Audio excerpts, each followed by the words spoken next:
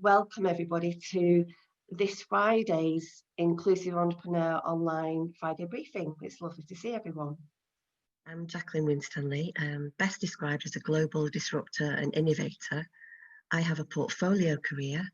I'm the founder and CEO of Universal Inclusion and the Inclusive Entrepreneur, an international advisor on increasing equality of access to life's opportunities, inclusive cities and organisations, an author, poet and public speaker, trustee for Disability Rights UK, global co-chair for the International Council of Caring Communities in respect of raising fellowships for young architects. I chair Foundation for Independent Living Trust, Fluidity, Courage and Sparkle, and Ability Today Advisory Board. I'm an ambassador for and diversity lead in terms of Pink Shoe Club, Glam Sticks, Filia, 50/50 Parliament, Women in Enterprise APPG, a member of the New England Sports for Women Advisory Board, and have recently taken on the role of Secretariat for Inclusive Entrepreneurship in an all-party parliamentary group where we're supported by Pink Shoe. And we're now going to introduce our show reel, and hopefully we've tried again, a few amends on this one, we'll see what it comes out like.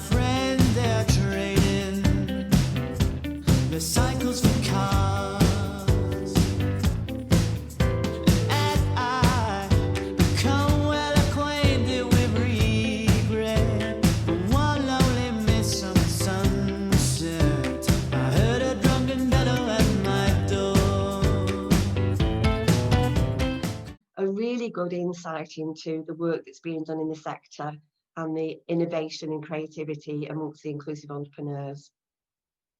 Okay, so again we go back to gosh, it's actually hard today to say what I'll say it first, the dum spiro spero, the while I breathe I hope, whilst people across the country are being put into the new three-tier system. I think we're all breathing very deeply in that respect. So we're going to look at some generic business advice. Our disability-related support will contain within the update on the APPG.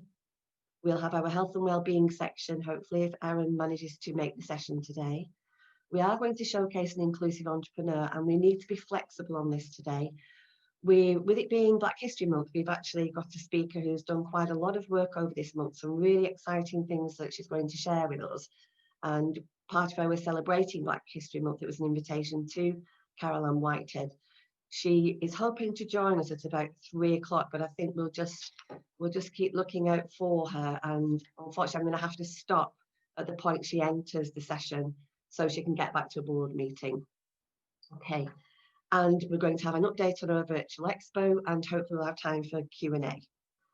So if we're looking at generic business advice, obviously we do have a slide further on that has all the links to whatever we're going to talk to you about today. There's a lot happening at the moment. So we're looking at the new job support scheme and the extension of the self-employment income support scheme. And over 1 million businesses will get flexibilities on how and when they pay back those loans.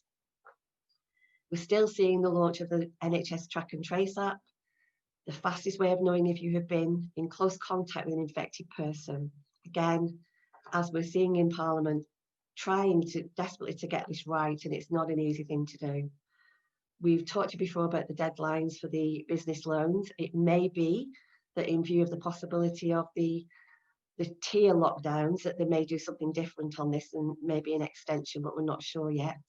We still have the furlough bonus for people who are taking their employees back to work, but again, we've seen a reversal of this at the moment in the areas that have been asked to do so. Still looking at compulsory masks in retail, although there are calls actually for people to wear masks generally, whatever they're doing when they leave the home. So again, that's going to be a watch this space. Takeaways and enclosed spaces remain in place with penalties of up to a maximum of £3,200 for those who repeatedly flout face covering rules. Local track and tracing remains in place, and I think we're going to see much more of this as areas are put into these tier systems. So local lockdown restrictions are now replaced with tier 1 to 3 system. And if you are directed to close, cease trading or otherwise, within this system, there will be financial support available. That's proving contentious. There's been some positive things put forward, but there are still areas who are negotiating with government in terms of what that financial support would look like. The rule of 6 continues nationwide, unless in a tier system, which indicates you have to do something different. And where those restrictions are in place, it may ask you not to mix outside your household unless in an outdoor public space with anyone other than those in your bubble. It's very interesting because I think each session we've had, I've been able to say to you that we have been in an area that's had extended restrictions. Now, at the moment, luckily, we are remaining in tier 2, but there are negotiations going on as to whether Greater Manchester should be put up to tier 3. You know, again, this is so new, and I think, who knows, is this going to be the right way to do it? When I see what government are putting forward, they are trying to be responsive in terms of the financial aid that they're going to give to people. There are mixed kind of emotions, perceptions and opinions on this from both government, the World Health Organization, and individual businesses and citizens, really. So again, it's going to be interesting to see how this goes. We still have statutory sick pay in place from day 1 if you have the virus or are notified by track and trace that you've been in contact with somebody who has the virus. And some employers are able to claim back up to 2 weeks sick pay if their employees are off due to the virus. There's one thing I just wanted to talk about this as well. Last time we were speaking in terms of the, I suppose, the initiative the Chancellor put in place to try to get young people back into work. And it initially was fixed, you had to employ 30 people in order to benefit from this.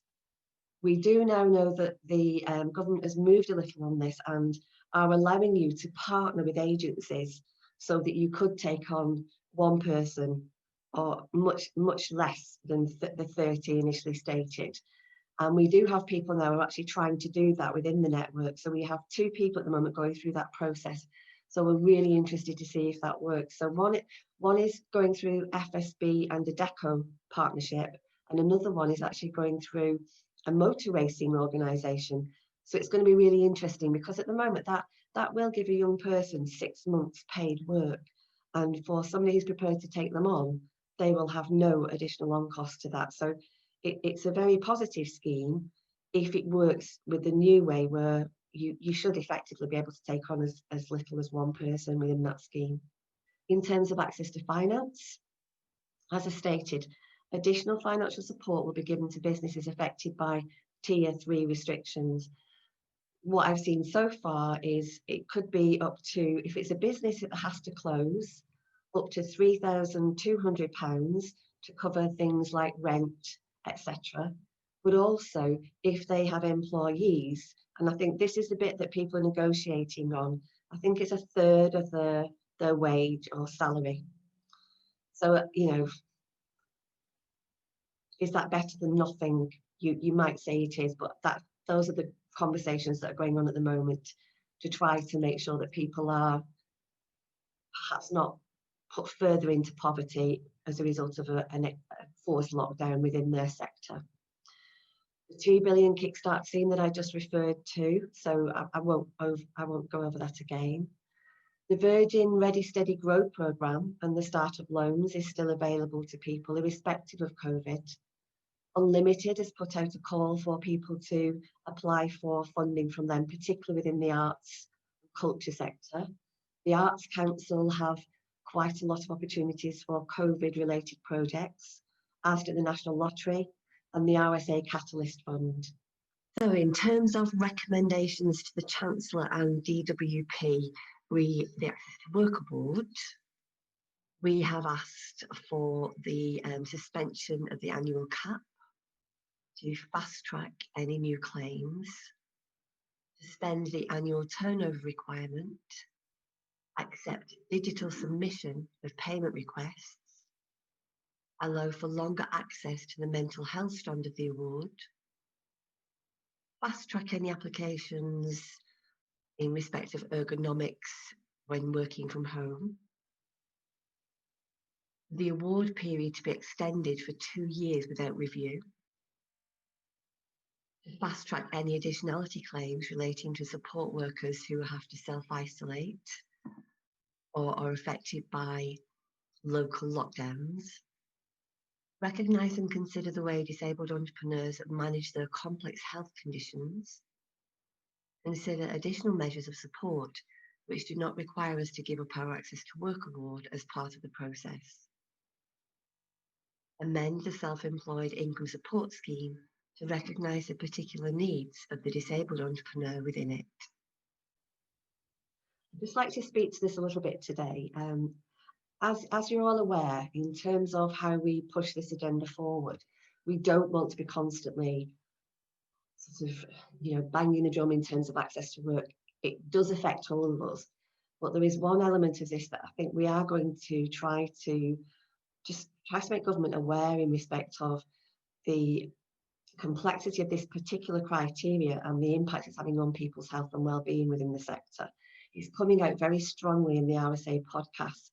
And ironically, people are concerned about their business disruption, but the main thing they're concerned about is not meeting the turnover requirement and having their award removed.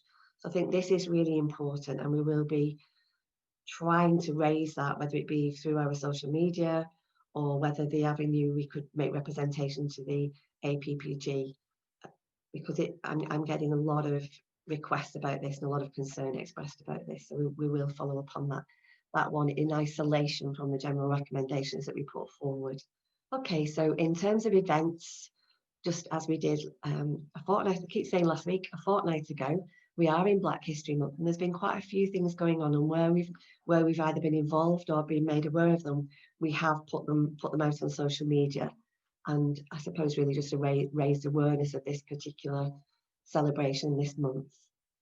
The Pink Shoe World Business Women's Day on the 22nd of October at 3 p.m, which looks incredibly exciting. We will have a link for people if they're interested in that event.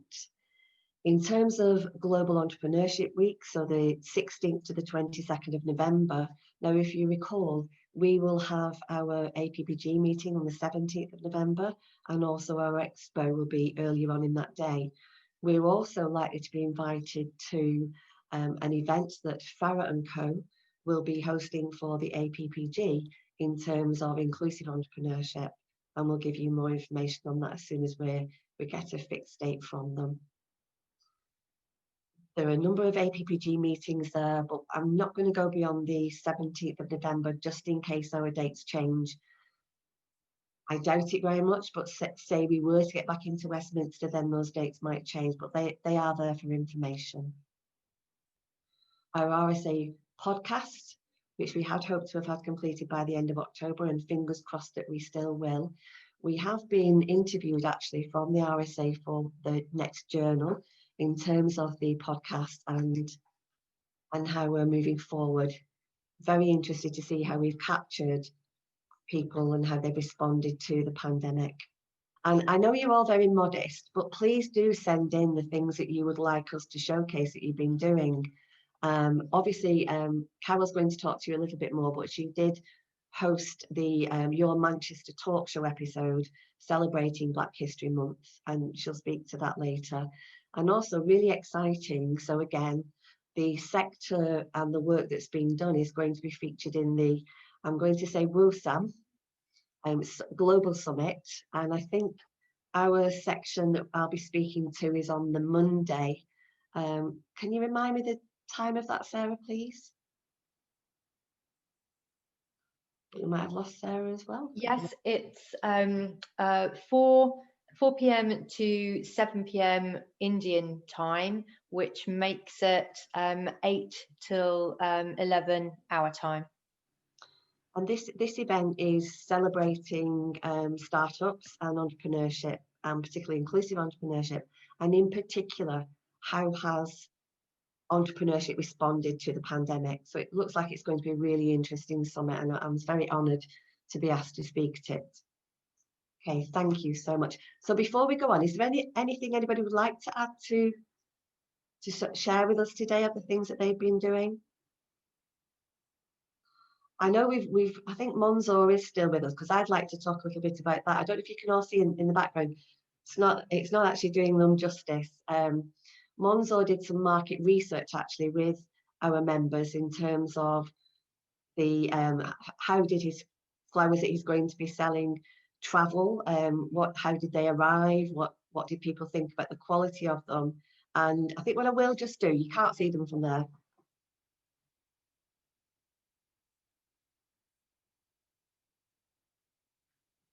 I would like to just share with you, because I think they're absolutely beautiful. I was really, really impressed with these, and I certainly would feel quite comfortable purchasing them. And I know that Monzo's really feedback off everybody so far, and thank you to everyone, because that's been really helpful in terms of how he puts his business plan together. So thank you so much. Are we okay to move on to talk a little bit about the expo, if that's okay? And I'm going to bring Noreen in on this, if that's okay. Hi, everybody. Yes, so Jacqueline and I have been talking about the best format to make it easy for everyone to be able to manage both showing their products, talking about what they're doing, and at the same time, because a number of people are still early days in getting the presence online and having e-commerce set up to be able to handle any orders. So we were looking at ways where they could all be put together. So instead of having the rooms, we may actually change the format to make it easier and showcase the entrepreneurs, but allow them to receive orders via email. So if anybody is interested, they can email the expo, and then Jacqueline and Sarah would be pushing those back out. So because we only really have a month away now to go for the expo, which is all getting very exciting. And there will be a number of companies that will be participating, which is also very exciting. And that will give everybody an equal opportunity to really showcase what they do within almost a uniformed and cohesive background and format. So Jacqueline, I don't know if you want to add anything else here. I think so. So, and what we will have, obviously, throughout the session, the chat function will be open as well. So people will be able to email, but they will also be able to interact with you via the chat function. Now, I'm not the techie, so that I'm going to rely on Noreen to help me work all that out and what that might look like. So very much that you will have, pretty much like we do on the show reel, you may have a slide, but also what we'd like you to do is pre-record yourself, again, talking a little bit about yourself, what your business is, showcasing your product if you can, or your service. And then from that point, people will be able to ask you questions on chat, or make sure that we have a facility that you can engage with them should you want to sell to them, etc. and so on.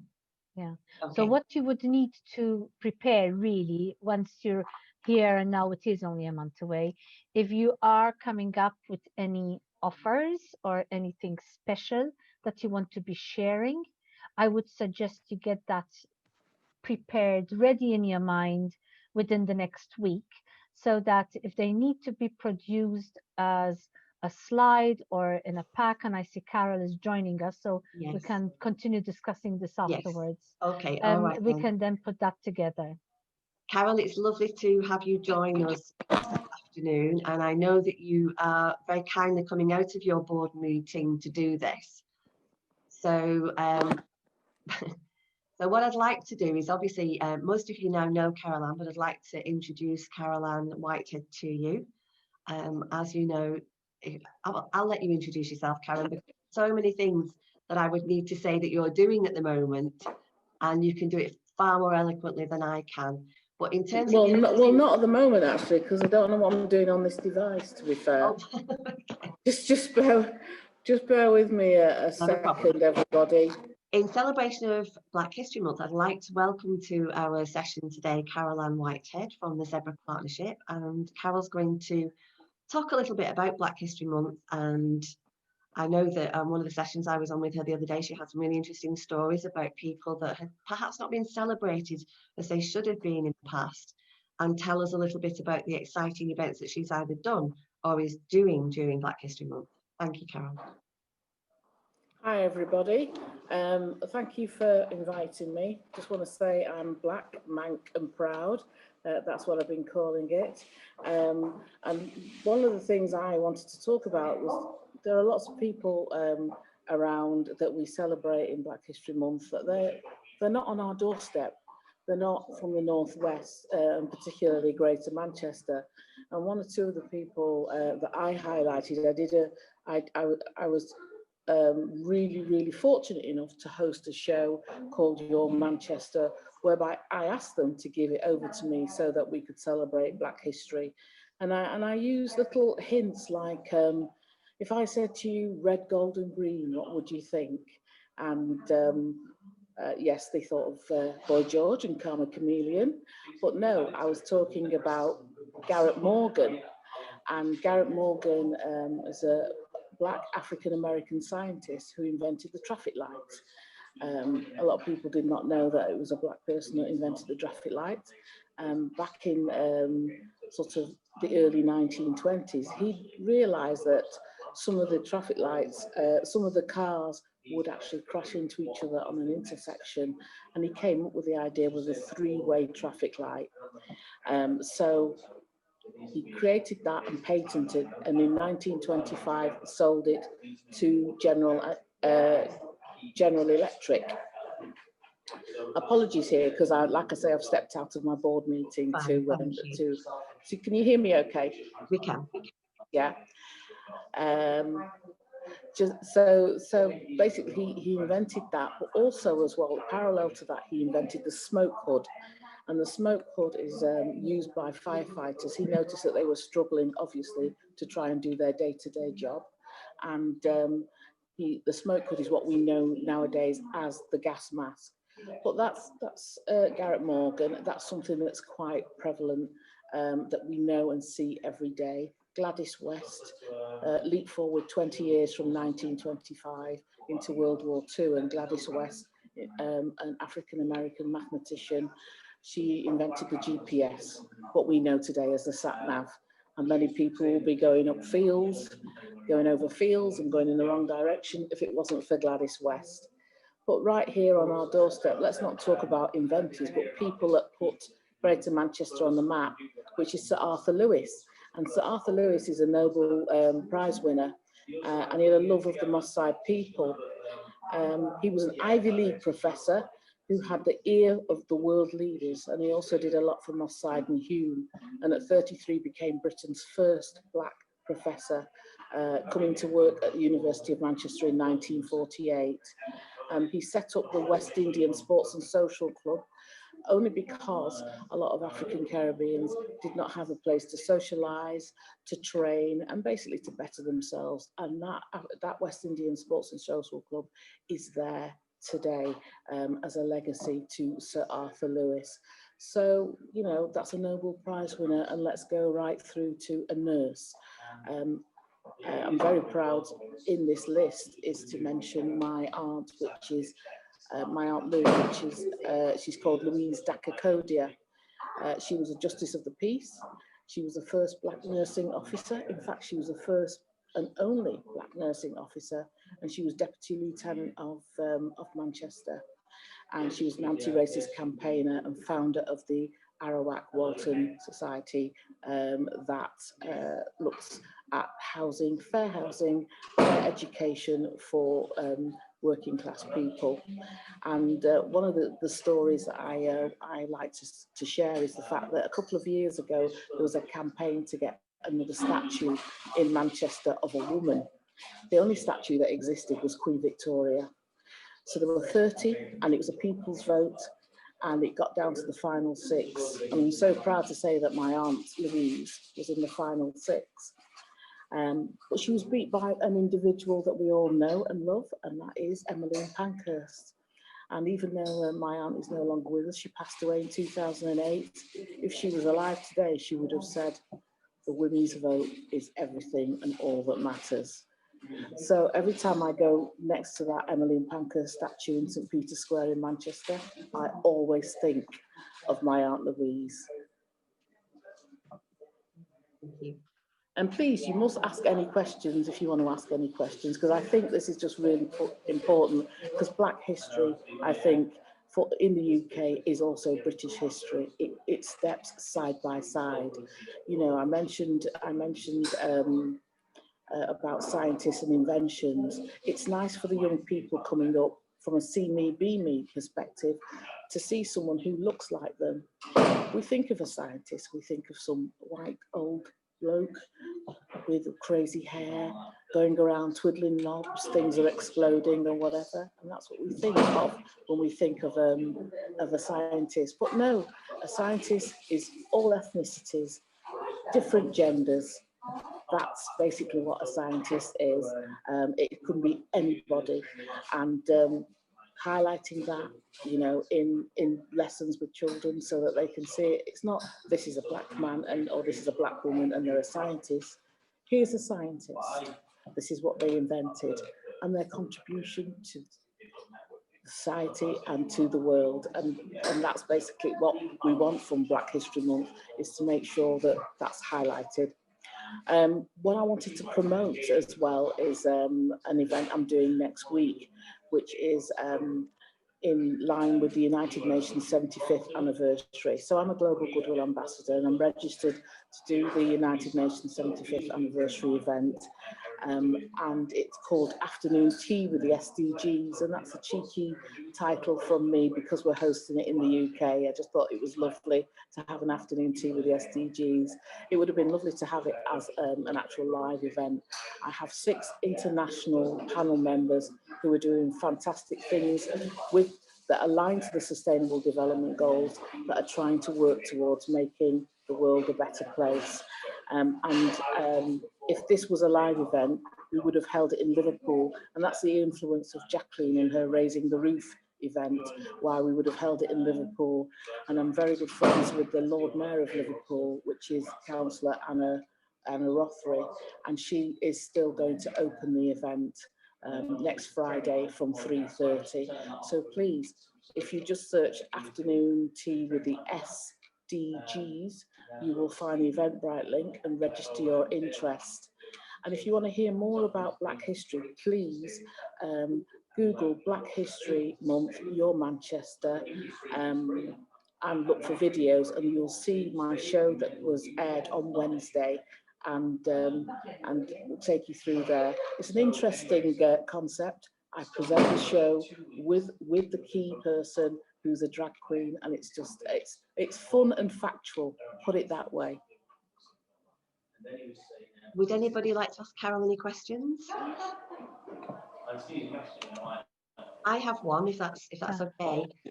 Yeah. I think it's great to do this and actually to raise awareness of people that didn't get the recognition at the time. But I wondered, do you think that the Wiki Hackathon is helping in this regard?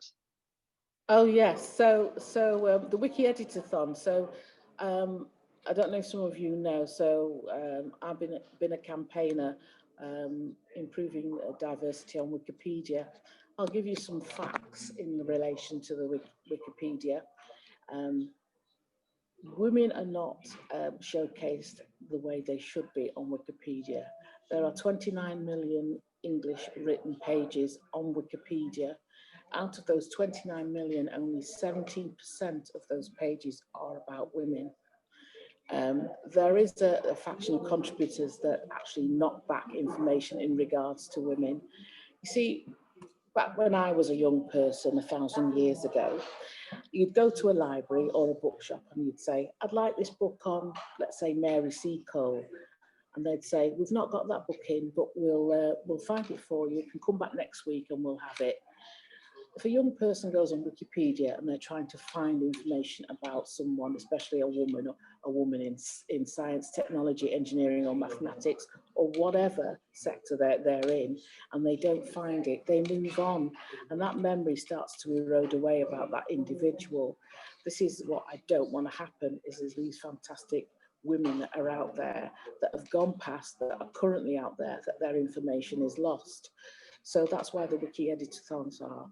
Anybody can be a wiki editor. They can train to be a wiki editor, and I think it's great if you're a person that has a disability, but you can use a computer. You can look into being a wiki editor, and it's all about factual information, male or female. You can be a wiki editor, but all I ask is that you start putting pages just about women online.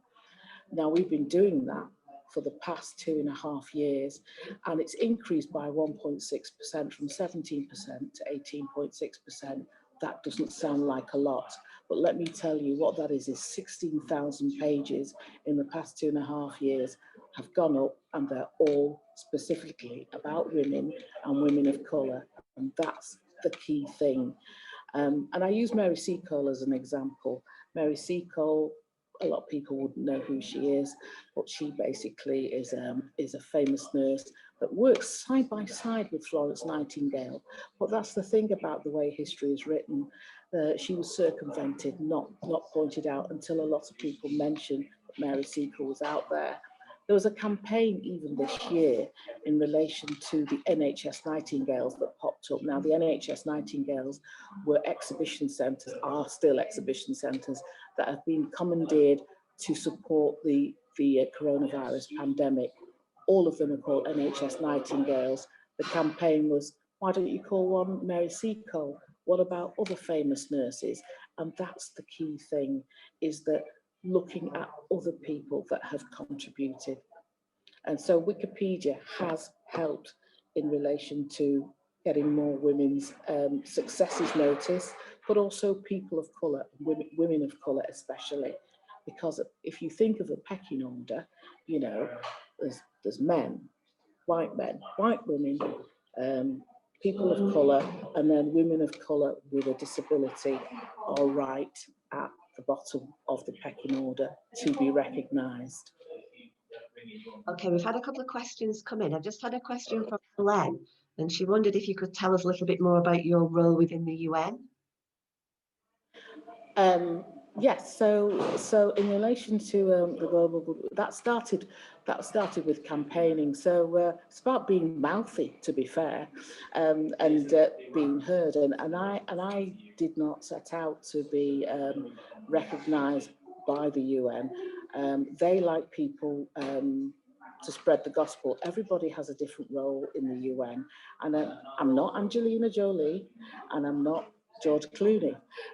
They do different things and they go about. There are different roles within the UN, and I'm basically what they call a mobile journalist. And when I was invited to, so I've been to a couple of times, I'm a mobile journalist and a mentor for the youth. We're doing a lot of work with the United Nations youth. So what I did was work with them to start their own Wiki Editathon. So I went over to the United Nations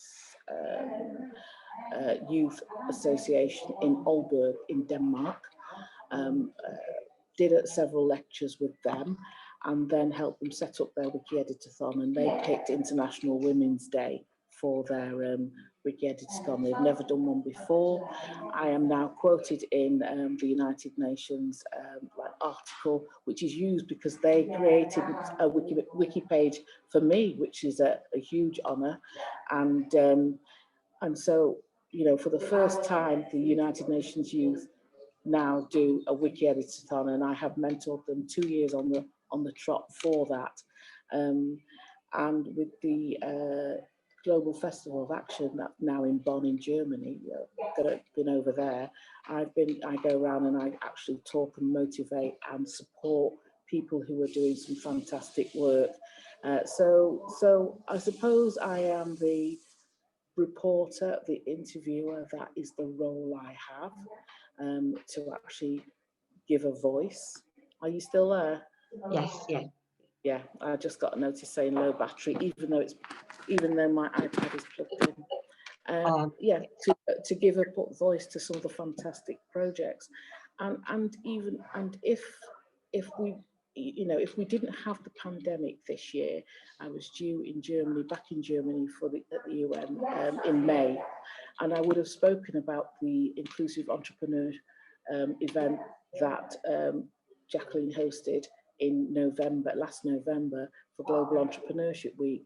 I would have mentioned that there as well as something that should have a focus. Thank you. I think Noreen has a question for you, Carol. Hi Noreen, how are you? I'm fine, thank you. How are you doing? I'm super impressed with all you've been doing in Manchester. Actually, it seriously looks fantastic. Thank you. In fact, that's one of my questions. So, one of the few times when I managed to get out of London, we went visiting to East Anglia, which is where my husband is from. And as we were driving through some of the areas, especially Ipswich, it just struck me, because I am quite conscious of all the various, you know, I'm from Malta myself, so I'm always looking around to see all the various people coming together, and I wanted to find out more about the history of the place.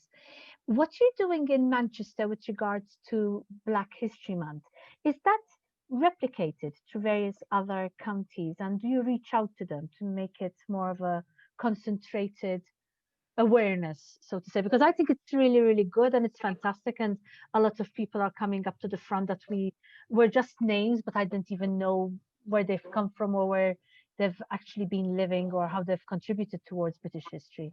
And I think that is really right to highlight and showcase. Okay,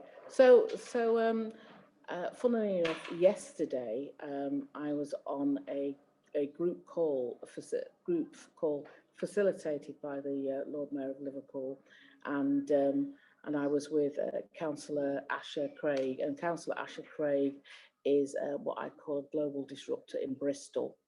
And Bristol, like Liverpool, have the same thread of a connection in relation to Black history, because of course that's where the slave ships docked. I'm getting my naval terms mixed up. That's where the slave ships docked, and then of course that's where some of the slaves actually escaped and basically integrated into the communities, and some of them evolved and did some fantastic things. So excuse my my geography, but I'm guessing that Ipswich is. I'm trying to think where Ipswich is, but they do an exhale. So it's a big port as well, and there is actually quite a bit of a community there. That's what I was thinking about. They've got quite a large community, and they do.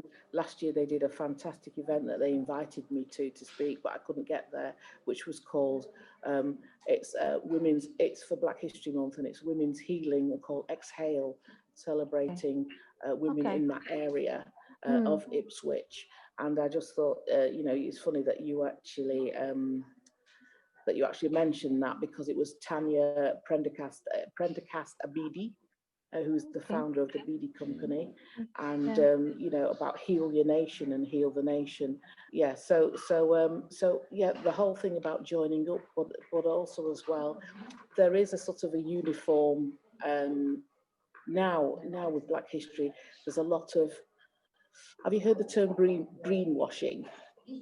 Greenwashing. Yes. So the term greenwashing is when, let's say, for example, a company wants to say, oh, yes, we support climate action and climate change. We're doing this to be sustainable, but yet they're doing something else somewhere else that is not sustainable. And so they're greenwashing. They're trying to make out that they're doing something. It's the same with Black History Month. As soon as it hits Black So History that's Month, blackwashing. There's a lot of blackwashing. So you've got to sort of pick and choose which ones are doing things properly. The BBC, ITV and Channel 4 are doing it properly by highlighting key programmes and key things that are directed by Black directors, Black writers and so on, and creatives. They're not blackwashing, they're doing it properly. The Royal Mail now have in areas, so like Ipswich or Manchester or London or wherever, there are certain post boxes taken from when the London 2012 Olympics, when the Olympians, they were gold. They were gold. There are black post boxes in particular areas, but then with a little plaque next to it that says, why you know is what that? it is? With the lockdown, nobody's going out, so we're not seeing them. Exactly. Seriously, because I don't think I've seen the letterbox for ages. Yeah, so this is the first year that they're doing the Black Letterbox campaign, but I really love it because it's like there's a black letterbox, and it could be incorporated if people are social distancing and going out. If you're taking the kids out for a walk and you see a black letterbox, then they can. It's like a walking history trail. They can actually find out why that letterbox is black. Okay, thank you so much, Carol. I know it's been great that you actually took the time out of your board meeting to join us today. It's incredible to see the things that you do. And also as well, I think what is really important, much like we do, it's kind of where these events aren't actually taking place, that it's actually the role models, the women of colour, etc., that actually are putting these events on as well. And that's just as important, I feel. Yeah. Can I add, I've just been made Queen Bee coaching ambassador by the Pankhurst Centre, and I'm hosting Radical Talks next Thursday. I'll send all the information to Jacqueline so she can circulate it to you. Lovely. All these different things, but I insisted on it and it's in connection with sport, so I'm interviewing one white sportswoman and one black sportswoman, and that is the conversation that we're having next week, which will be really interesting. So yes, I'll provide you with all that information, and then you can disseminate it to your network, Jacqueline. That's brilliant, thank you. And also, I think on that point, it's really good to remind everybody, because sometimes people don't think about this. Sports people are entrepreneurs. Yes. And that's something that we should remember, because so often, I don't know what people think, that they who pays them, but they are all self-employed, and some of them are having a really tough time at the moment. So that'd be really interesting to see. So thank you so much. Okay, so if nobody else has got any questions, but please stay with us. But I know if you need to go back, that's fine. So thank you so much, Carol. Okay, so I'm not sure if we have Aaron online with us today. He was going to try to get on with us, but if he's not managed to, he is going to send a clip that we will actually put on YouTube when we put the session up to that platform. And I think really that brings us to the point of the session where if anybody has any general questions, I would like to, oh no, he's still here. John, we were talking earlier about the facility to offer a young person a job effectively, that the Chancellor's put forward, and if you were to take on a young person, you would not be paying all the on cost of that. And I know there was a hiccup in terms of initially it had been pitched that you had to take on 30 young people, and that's changed now because the government has allowed partnerships to evolve, such as the one that you're hopefully going to benefit. That's right. So could you tell us a little bit more about that and how that process works so far? Obviously, very, very early days, I suddenly had an email come through from the Motorsport Industry Association saying, as a body, we're putting forward a bid to take on a certain number of young people. So obviously, we've got the capacity because not every company can take on 30 people, which is really good. I attended a Zoom meeting on think it was Tuesday now. This week gone really quickly. With it was run by the LEP, the Chamber of Commerce, lots of people from DWP about the practicalities of how the process works. And yeah, there's quite a few various organisations that you can put bids in to take people on. The great thing is you can get a person aged between 16 and 24 from memory, for up to 25 hours a week. If you want them to work more than 24 hours a week, the government funding is for the first 24 hours, and you have to pay them extra either at the minimum wage rate. You can pay them above the minimum wage rate if you want, but the minimum wage rate sponsors them for 25 hours per week. There's £1,500 per apprentice you take on at the start, so that's covering any on costs. For example, ourselves will have to invest in another laptop, for example, and a young person can work from home. There is a sort of requirement for them to do some employability training as well, which you have to help deliver. So yeah, very, very good scheme. Highly recommend. In fact, the DWP have been swamped by applications because it's something that's a lot of companies and people are really sort of got a good social ethos and keen to help people out and give them a step up. That's brilliant. Before I'm sure people have questions for you, but I just want to Carol, you weren't on at the start of the call. And what we've tried today is we've had a stenographer working with us today. So, and I'm not sure if I'm pronouncing this correctly, but I'd just like to say thank you to Ailis, because she's not had a break and she probably needs to stop now. But I just wanted to see what people's thoughts were about having the captions on screen. Could people see that? Was it very clear? Yeah, great. Okay, lovely. So I would like to. Sorry, I'm afraid I joined rather late because for various reasons, and I didn't actually see the subtitles. Right, okay. So Jacqueline, can I give you a comment on that? Yes, I've been from the very beginning. She's been accurate, she's been fast, it's been fantastic. Thank you very, very much.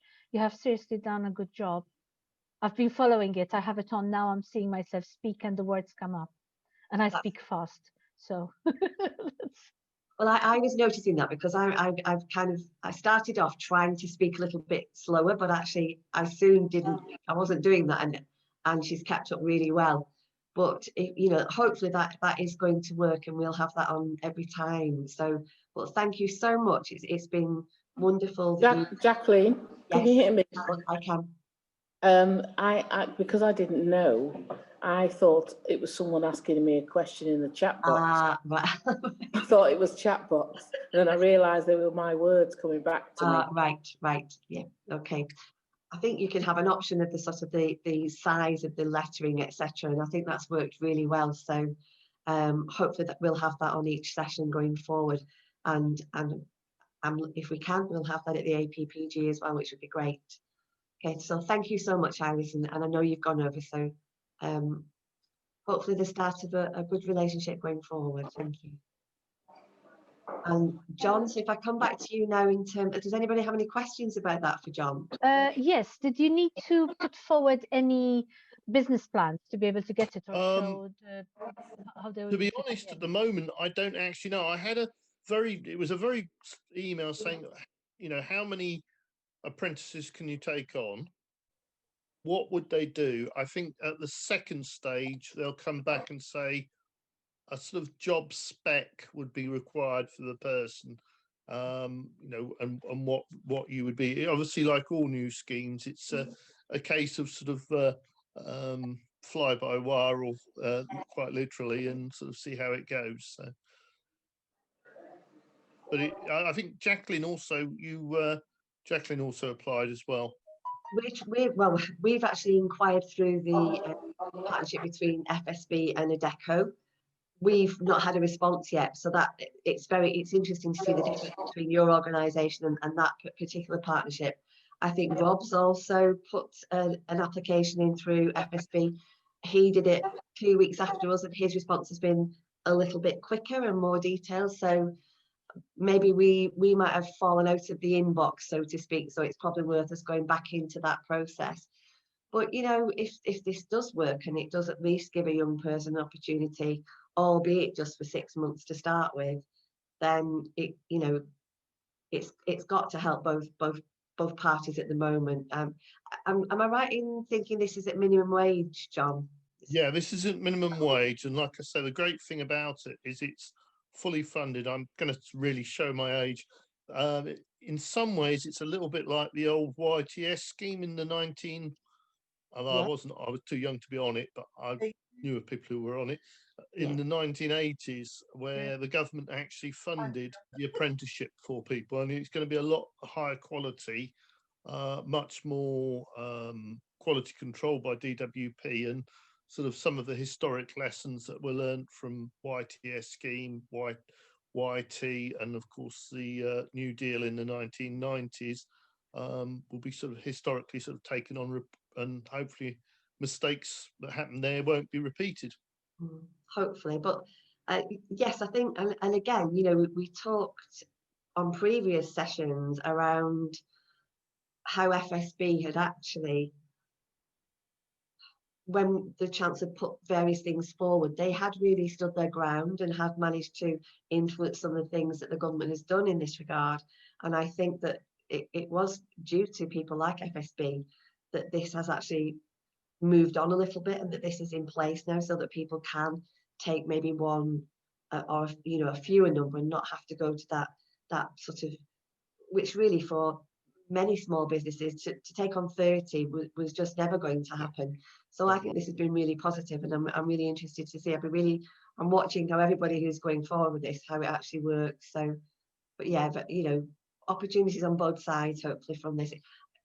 Could it have been put forward as a living wage? That would have been nice. However, I think when people are looking at having no work at the moment and so on, it's hopefully there's a positive outcome from it for the young person.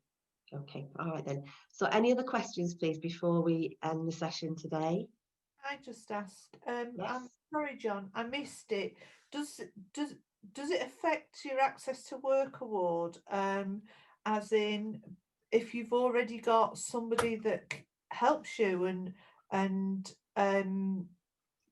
you know, that supports you, how's it going? Does it affect? I'm sorry, I missed that.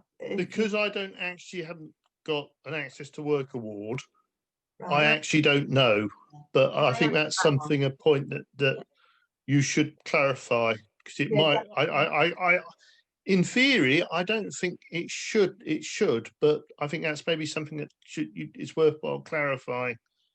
Yeah, I will clarify that actually, because that is quite important.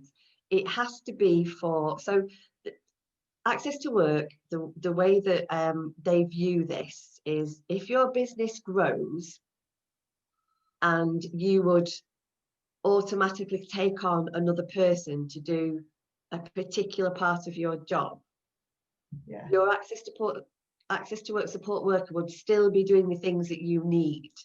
This person would be doing things in addition to that. So it's very much part of business growth, Right. and that the support would be in addition to what you actually have access to work in place for. Do you think, sorry. No, it's okay. I was just going to say, do you think they access to what we all know what they're like? Do you think they're going to try and No, I would be really surprised and disappointed if that was the case. This is very much about giving somebody an opportunity, and that opportunity would not be to replace an access to work support worker. Yeah. Okay. Thank you. No, it's fine. I mean, it's a valid point, and you know, I might come back in 2 weeks' time and somebody might tell me something different, but that is my understanding of it at the moment. It's just, for instance, if you start off with an access to work support worker, but your business grows, you would automatically take on board somebody else to do different work than your support worker would be doing. Yeah. Okay. All right then. So we will be in touch with everybody in terms of the expo, and I will schedule some time with you all to make sure that you are prepared and I will get some information from Noreen in terms of the kind of the time scales that we're going to look to, you know, for how long should the short clip be, etc.